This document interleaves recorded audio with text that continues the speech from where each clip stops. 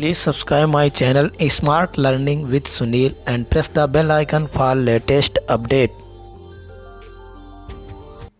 नमस्कार दोस्तों, smart learning with Sunil channel में आपका स्वागत है। आज हम बीटीसी फर्स्ट सेमेस्टर 2017 का शिक्षण अधिगम के सिद्धांत का प्रीवियस ईयर पेपर के बारे में बताएंगे। पिछले वीडियो में हमने बाल विकास का 2017 का प्रीवियस ईयर पेपर कराया था। अगर वो वीडियो आपने नहीं देखा है तो उसकी लिंक डिस्क्रिप्शन बॉक्स में मिल जाएगी। तो प्रारंभ करते हैं हम वस्तुनिष्ठ प्रश्न से। पहला प्रश्न है हमारा, शिक्षण अधिगम हेतु दिया गया उद्दीपन, मार्गदर्शन, दिशाबोध और प्रोत्साहन ये कथन किसका है? बर्टन का है या रायबर्न का है या एंडरसन का है या रेमंड का है? तो जो ये कथन है वो बर्टन ने दिया था, तो इसका सही जवाब पहला हो जाए। अगला प्रश्न है, प्राचीन कालीन शिक्षण विधियाँ थी पाठ्यपुस्तक केंद्रित, शिक्षक केंद्रित, बाल केंद्रित या पाठ्यक्रम केंद्रित? तो जो प्राचीन कालीन शिक्षण विधियाँ थीं वो शिक्षक केंद्रित विधियाँ थीं, तो इसका सही जवाब ऑप्शन सेकंड हो जाएगा। अगला प्रश्न है, शिक्षण करते समय ध्यान रखना चाहिए पाठ्यपुस्तकों का, समयावधि का, बच्चों की रुचि व मानसिक स्तर का या परीक्षा का? तो जो शिक्षण के समय ध्यान रखने बातें हैं वो रखने वाली बात है बच्चों की रुचि व मानसिक स्तर का, तो इसका सही जवाब ऑप्शन थर्ड हो जाएगा। अगला प्रश्न है, शिक्षण को सुव्यवस्थित व प्रभावपूर्ण बनाने का माध्यम है शिक्षण विधियाँ, अभ्यास विधियाँ, गतिविधियाँ या प्रश्न विधियाँ? तो शिक्षण को जो सुव्यवस्थित और प्रभावशील बनाती हैं वो बनाती हैं शिक्षण विधियाँ, तो इसका सही जवाब ऑप्शन फर्स्ट हो जाएगा। अगला प्रश्न है, शिक्षण विधियाँ आधारित होती हैं बच्चों की संख्या पर, गतिविधियों पर, शोध पर या शिक्षण सूत्रों पर?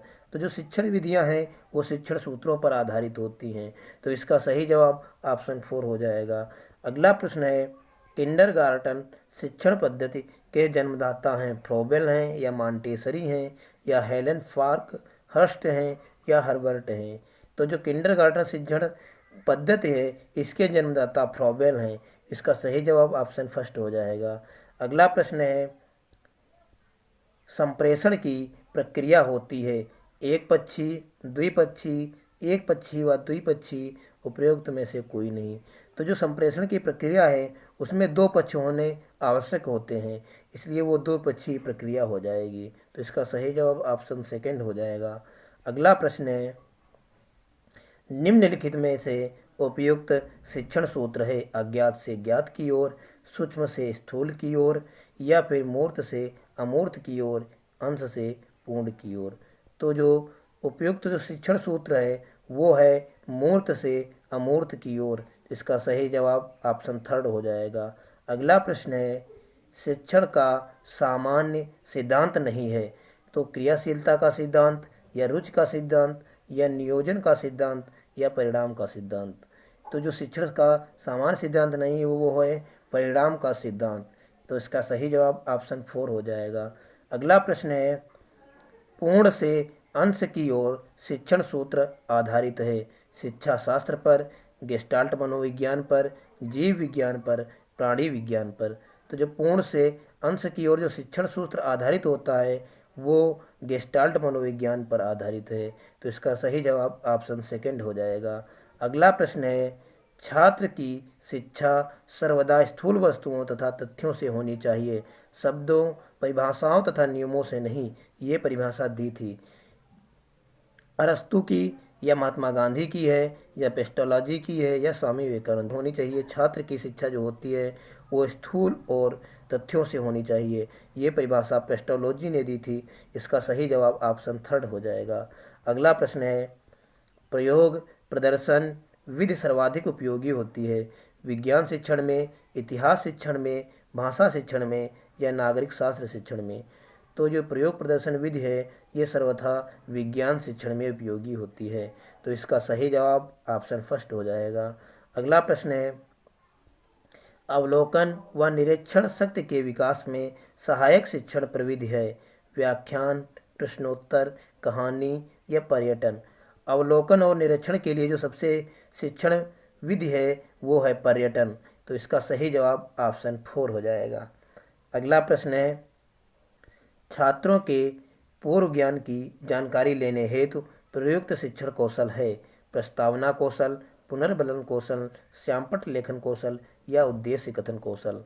तो जो छात्रों की प्रयुक्त जानकारी है वो प्रस्तावना कौशल के अनुसार प्राप्त की जाती है, तो इसलिए इसका सही जवाब ऑप्शन फर्स्ट हो जाएगा। अगला प्रश्न है, बच्चों में कल्पनाशीलता का विकास किया जा सकता है? प्रश्नोत्तर विधि द्वारा, कहानी द्वारा या व्याख्यान द्वारा या समूह कार्य द्वारा? जो कल्पनाशीलता सबसे अधिक होती है वो कहानी के माध्यम से होती है, तो इसका सही जवाब ऑप्शन सेकंड हो जाएगा। अब प्रारंभ करते हैं अतुल उत्तरीय प्रश्न से। पहला प्रश्न है हमारा, शिक्षण से क्या तात्पर्य है? तो जो शिक्षण शब्द की उत्पत्ति जो है वो शिक्षा धातु से हुई है, जिसका अर्थ होता है सिखाना। रियंस के अनुसार दूसरों को सीखने के लिए दिशा निर्देश देने तथा अन्य प्रकार से उन्हें निर्देशित करने की प्रक्रिया को शिक्षण कहा जाता है। अगला प्रश्न है, शिक्षण के कोई दो उद्देश्य बताना है? तो जो शिक्षण के उद्देश्य हैं वो पहला है, शिक्षण का उद्देश्य बालकों को सीखने के लिए प्रेरित करना, क्योंकि छात्रों के प्रेरित न होने पर शिक्षण अधिगम उपयुक्त नहीं होगा। और दूसरा है, बालकों का मार्ग प्रकटीकरण करना तथा उपयुक्त एवं उपयोगी राह का अनुकरण करने की क्षमता का विकास करना है। अगला प्रश्न है, शिक्षण में प्रेरणा के सिद्धांत का क्या अभिप्राय है? प्रेरणा के जो सिद्धांत का तात्पर्य है विद्यार्थियों में ज्ञान प्राप्त करने के लिए रुचि उत्पन्न करना है। अगला प्रश्न है, मूर्त से अमूर्त शिक्षण सूत्र से क्या आशय है? ये सूत्र इस तथ्य पर बल देता है कि प्रारंभ में छात्रों को स्थूल तथ्यों का ज्ञान प्रदान किया जाए तथा तत्पश्चात सूक्ष्म तथ्यों का ज्ञान प्रदान किया जाए। इसका अर्थ ये हुआ कि पहले स्थूल तत्व का ज्ञान दिया जाएगा, उसके बाद सूक्ष्म तथ्यों का ज्ञान प्रदान किया जाएगा।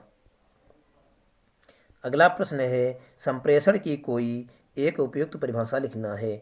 तो पॉल लिंगन्स के अनुसार जो है संप्रेषण वह प्रक्रिया है जिसमें दो या दो से अधिक व्यक्तियों के मध्य विचार, तथ्यों, अनुभव तथा व्यक्तिगत अनुमानों का परस्पर इस प्रकार से आदान प्रदान किया जाता है कि प्रत्येक व्यक्ति को एक जैसा अथवा उभयनिष्ठ सूझबूझ का संदेश प्राप्त हो जाता है। इसी प्रकार अब अगला प्रश्न है, संप्रेषण के कोई दो प्रमुख कारकों का उल्लेख कीजिए। तो पहला है शाब्दिक संप्रेषण और दूसरा है अशाब्दिक संप्रेषण। अगला प्रश्न है, शिक्षण में प्रश्नोत्तर प्रविधि का क्या महत्व है?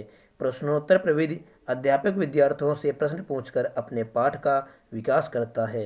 अगला प्रश्न है, व्याख्यान देते समय क्या सावधानी रखनी चाहिए? तो जो व्याख्यान देने से पहले शिक्षक को हर प्रकार का भ्रम दूर कर लेना चाहिए, जिससे व्याख्या देते समय कोई बाधा ना पड़े। अगला है, व्याख्या विद्यार्थियों के लिए इस तरह अनुकूल होनी चाहिए। अगला प्रश्न है, विज्ञान शिक्षण में प्रयोग प्रदर्शन विधि का क्या महत्व है? तो प्रयोग प्रदर्शन विधि सर्वाधिक उपयोगी है क्योंकि इसमें बालक स्वयं करके सीखता है। अगला प्रश्न है, बाल केंद्रित शिक्षण का क्या अर्थ है? बाल केंद्रित जो शिक्षण है इससे ये अभिप्राय है कि शिक्षा व्यवस्था एवं शिक्षक कार्यक्रम से जिसका केंद्र बिंदु बालक होता है, विषय, पाठ्यक्रम अथवा शिक्षक नहीं। बाल केंद्रित शिक्षण में जो शिक्षा का केंद्र बिंदु होता है वो बालक होता है।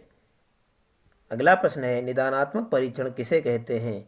योकम व सिम्पसन के अनुसार निदानात्मक परीक्षण वह साधन है जो शैक्षिक वैज्ञानिकों द्वारा छात्रों की कठिनाइयों को ज्ञात करने और यथासंभव उन कठिनाइयों के कारणों का व्यक्त करने के लिए निर्मित किया गया है।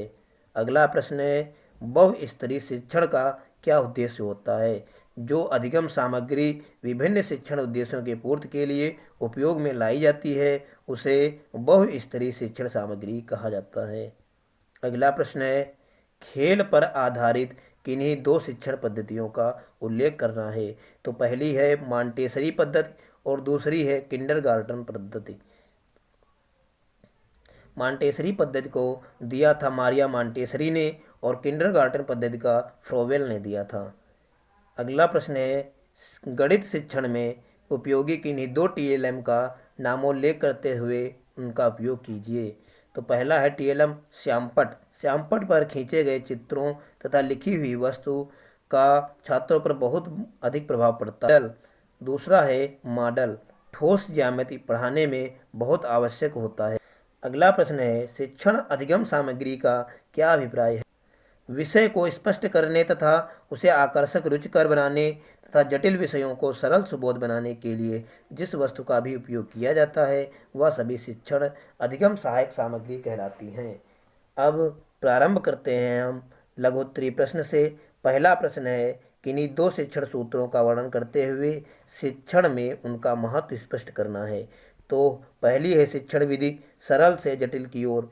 इस सूत्र के अनुसार बालकों को पहले हम आसान बातें उसके बाद में कठिन बातें की ओर ले जाना है। भाषा शिक्षा की ओर पहले सरल वाक्यों को तथा बाद में जटिल वाक्यों का ज्ञान कराना चाहिए। इतिहास भूगोल में स्थानीय तथ्यों के बारे में पहले बताएंगे, इसके बाद अन्य देशों के बारे में उनकी जानकारी देंगे।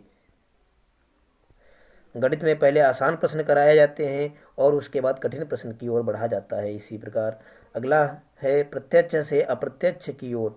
तो प्रत्यक्ष से अप्रत्यक्ष की ओर में पहले हम उन वस्तुओं के बारे में बच्चों को घटनाएं बताएंगे जो उनके प्रत्यक्ष सामने होती हैं, जिनकी वस्तुओं के बारे में वो देख सकते हैं। इसके बाद हम उन वस्तुओं की ओर ले जाते हैं जिनको वो कभी अभी तक नहीं देखे हैं या वो अप्रत्यक्ष रूप से उनके सामने उपस्थित हैं।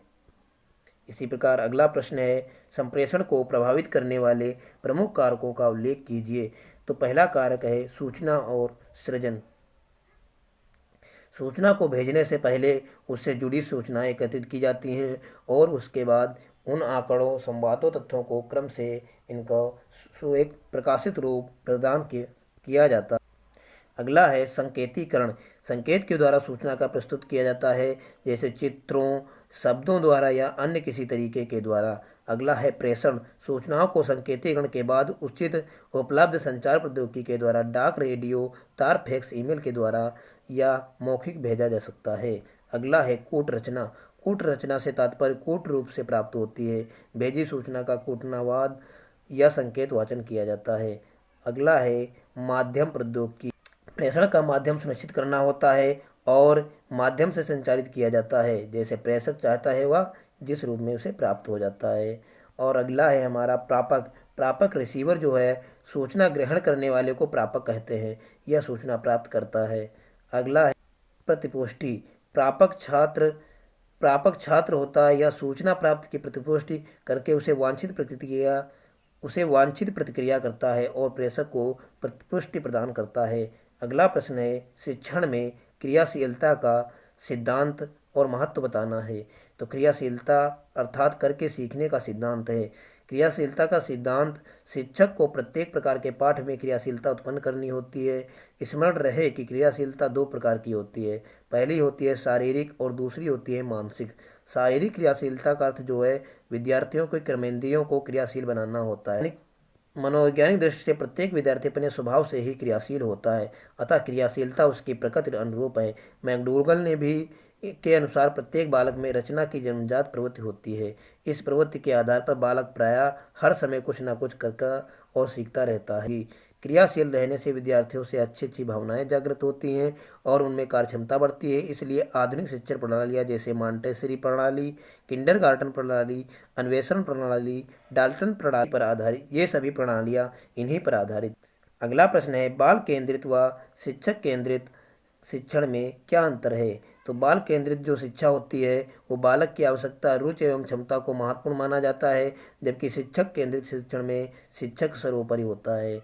अगला है बाल केंद्रित शिक्षण में शैक्षणिक कार्यक्रम मुख्य आधार विद्यार्थी होता है, जबकि शिक्षक केंद्रित शिक्षण के शैक्षणिक कार्यक्रम में पूर्व नियोजित किए जाते हैं जो छात्र से अरुचिकर लगते हैं। अगला है बाल केंद्रित शिक्षण बालकों के अनुभवों पर आधारित होता है। इसमें बालकों की सृजनात्मकता का विकास होता है, जबकि शिक्षक केंद्रित शिक्षण में बालक की सृजनात्मकता का विकास नहीं हो पाता है। अगला है बाल केंद्रित शिक्षण में बच्चों अनुशासन, स्वावलंबन एवं अध्यवसाय जैसे गुण विकसित होते हैं, जबकि शिक्षक केंद्रित शिक्षण में बालक में स्वानुशासन, स्वावलंबन तथा ये गुण विकसित नहीं हो पाते हैं। अगला है बाल केंद्रित शिक्षण में मूल्यांकन साथ साथ होता है, परंतु शिक्षक केंद्रित शिक्षण में मूल्यांकन वस्तुनिष्ठ होता है। इसमें सृजनात्मकता का प्रायः अभाव रहता है। अगला प्रश्न है, बहुकक्षा शिक्षण की क्या उपयोगिता होती है। बहुकक्षा या बहुस्तरीय शिक्षण का अर्थ वर्तमान समय में बढ़ती जनसंख्या और घटते शिक्षण साधनों के परिणाम स्वरूप बहुकक्षा शिक्षण पद्धति का जन्म हुआ है। बहुकक्षा शिक्षण पद्धति की एक ऐसी व्यवस्था है जिसमें शिक्षक एक कक्षा को न पढ़ाकर कई कक्षाओं को एक साथ देखता है। ग्रामीण क्षेत्र में स्थापित विद्यालयों में आज भी यही प्रणाली अपनाई जाती है और ये स्थिति बहुत ही दयनीय है, जिसके साथ बहुकक्षा शिक्षण पद्धति में शिक्षक के सामने समस्या बनी रहती है कि एक या दो ही शिक्षक प्राथमिक विद्यालय में लग रही कक्षाओं को देखते हैं, जबकि इनमें छात्रों की संख्या अधिक हो जाती है तो छात्र अध्यापक में संपर्क में होना बहुत ही संभव नहीं है। विद्यालय में अनुशासन संबंधी समस्या बनी रहती है। एक अना सौ बीमार वाली कहावत चरितार्थ होती है और उन विद्यालयों की स्थिति दयनीय हो जाती है जहाँ एक ही शिक्षक है, क्योंकि आवश्यक कार्यवश यदि शिक्षक आकस्मिक अवकाश लेता है तो विद्यालय बंद करना पड़ता है, छात्रों की छुट्टी कर दी जाती है। इसी प्रकार अब अगला प्रश्न है, पुनर्बलन कौशल का क्या अर्थ है। शिक्षण में पुनर्बलन का क्या महत्व होता है। तो जो पुनर्बलन का तात्पर्य है, शिक्षण का मुख्य उद्देश्य बालक के व्यवहार में वांछित परिवर्तन लाना होता है। व्यवहार में वांछित परिवर्तन लाने हेतु शिक्षण कार्य में निरंतर परिवर्तन लाया जाता है। छात्र तो कुछ भी सीखता है, उसके सीखने में पुनर्बलन का महत्वपूर्ण स्थान होता है। अपने व्यवहार के लिए हर छात्र को दूसरों की संतुष्टि होना है। कोई उत्तर देने पर छात्र यह जानना चाहता है कि उसका उत्तर सही है या गलत है। सही उत्तर पर वह अधिक प्रसन्न होता है और अध्यापक स्वयं प्रसन्न होने के साथ साथ छात्र को भी प्रसन्न करता है। इससे छात्र के भविष्य में अच्छा काम कर सके। अतः छात्र प्रतिक्रिया होने पर शिक्षक अपने जिन व्यवहारों से छात्र की स्वीकृति संतुष्ट करता है उन्हें पुनर्बलन कहते हैं। एएफ स्किनर ने किया था, जो कक्षा में छात्रों के व्यवहार परिवर्तन के लिए इनका प्रयोग किया था। अच्छी अनुक्रिया प्रभावशाली परिवर्तन लाती है। यदि पुनर्बलन का प्रयोग नहीं किया जाता है तो छात्र निराश होते हैं और कार्य करने में रुचि खो देते हैं। जिस पदार्थ या उद्दीपन द्वारा पुनर्बलन दिया जाता है उसे पुनर्बलक कहते हैं।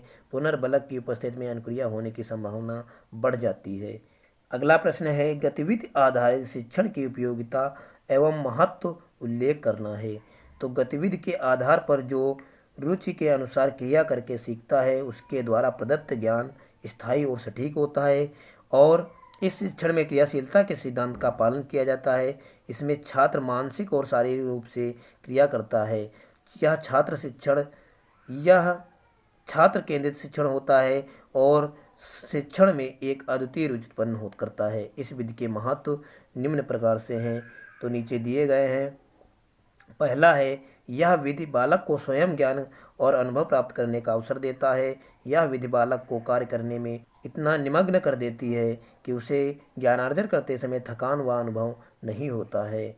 अगला है, इस विधि के द्वारा बालक क्रियाशील होकर अधिगम प्रक्रिया में रुचिपूर्ण सहभागिता करते हैं।